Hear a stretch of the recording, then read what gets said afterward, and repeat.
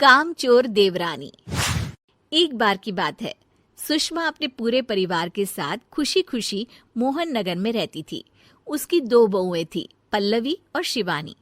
एक दिन दोनों बहुएं रसोई में काम कर रही होती है कि तभी उनकी सास सुषमा उन्हें बुलाती है।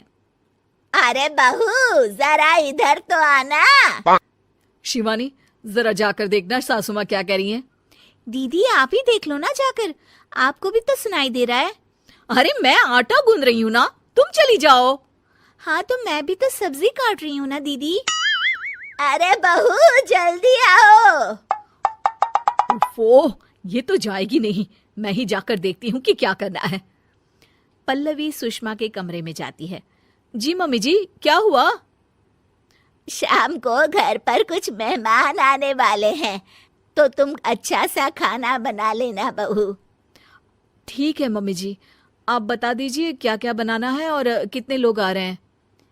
सुनील की मौसी जी और उनका पूरा परिवार आ रहा है। कुल मिलाकर 3 लोग और हमें मिलाकर हुए 9 लोग।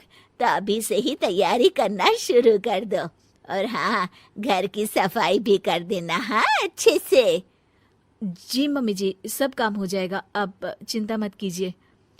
पल्लवी शिवानी को घर में मेहमान आने वाले हैं इसके बारे में बताती है। क्या 9 लोगों का खाना बनाना होगा, घर की सफाई करनी है? बाप रे, सासू माँ ने तो हमें घर की नौकरानी ही समझ कर रखा है। ऐसा नहीं बोलते शिवानी, हम इस घर की बहू हैं और घर के काम करना हमारा फर्ज है। दीदी तो है ही सासू माँ की चमची, जब देखो सासू माँ सासू माँ। मैं तो इतना सारा काम नहीं करने वाली। शिवानी कपड़े लेकर गमला साफ कर रही होती है और चक्कर आने का नाटक करने लगती है। मेरा सर चकरा रहा है। तभी वहां पल्लवी और सासू माँ जाते हैं। अरे बहू, क्या हो गया तुम्हें? मम्मी जी, बहुत तेज सर में दर्द हो रहा है। तुम एक काम करो शिवानी, आराम कर लो।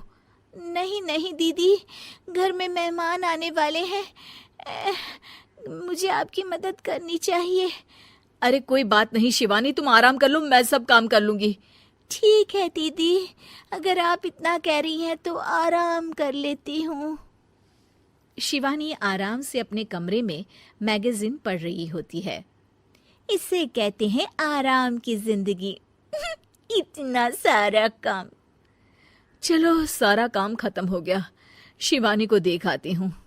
शिवानी अपने कमरे में ईयरफोन में गाने सुनते सुनते सो जाती है और उसके साइड में मैगजीन भी रखी होती है।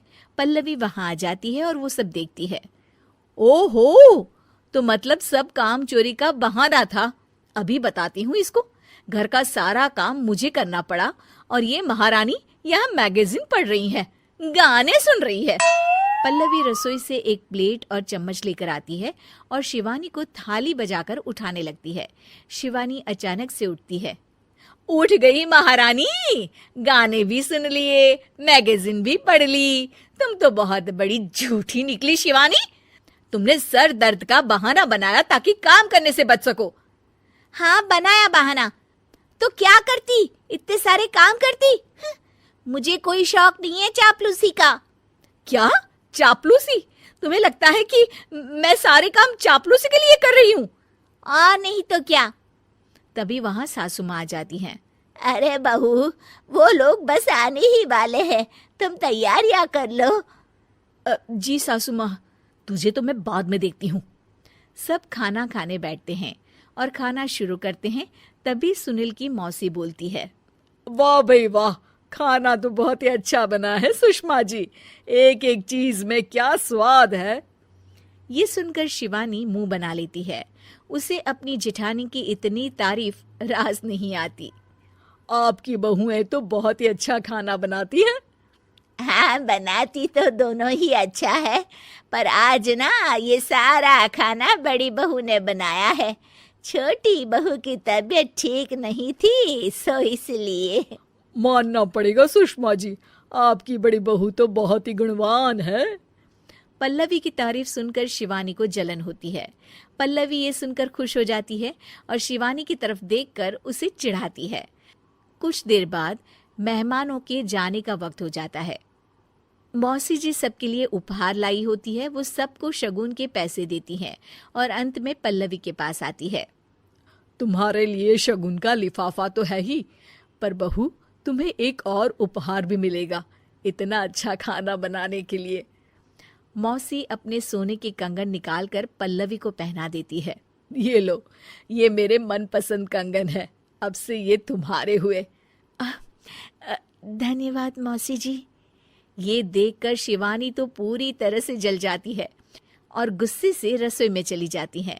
तभी वहां पल्लवी आ जाती है और उसे अपने कंगन दिखाने लगती है। देवरानी जी, अब आपका सर दर्द ठीक तो है ना? मुझे लगता है कि अब सर दर्द शुरू हो गया होगा आपका।